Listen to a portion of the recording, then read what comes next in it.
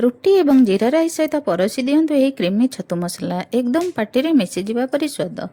यही भाव में जदि छतु मसला बनैया चाहूँगी ताहले भिडियोटी को शेष पर्यंत देखंतु।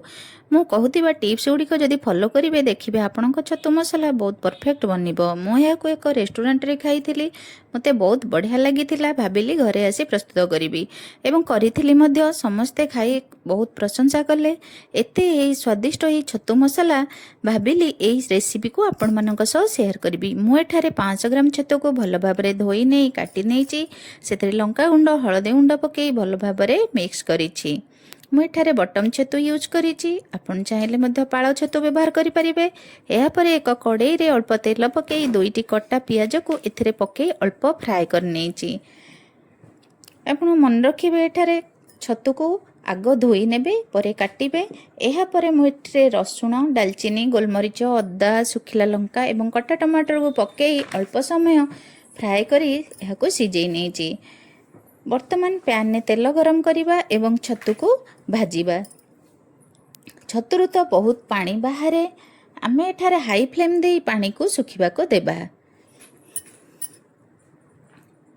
छतु भाजी हो गला परे आमे याको साइड रे रखिबा। वर्तमान हमर मसला ठंडा हो गलानी। ठंडा हला परे ग्राइंडर जार रे ताको देई भल भाबरे फाइन पेस्ट बनै नबा। वर्तमान पैन ने तेल गरम करी सेतरे जीरा पकेइबा। एहा परे तेजपत्र पकेई बटा मसला को पकेई भल भाबरे कसिबा। एथिरे हमर बेसी किछि मसलार आवश्यक नाही। एहा मध्य खूब कम समय रे बनि जिवो एवं एथिरे एही मसला रे मु लंका गुंड एवं धनिया गुंड देई मसला को आउ किछि समय कसी नैछि।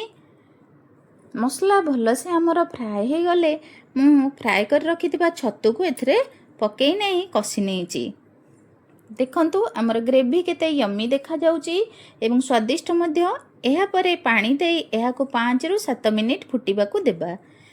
ग्रेवी रो टेक्सचर परफेक्ट आसी गले एथिरे कसुरी मेथी पत्र एवं धनिया पत्र देई सर्व करि नेबा।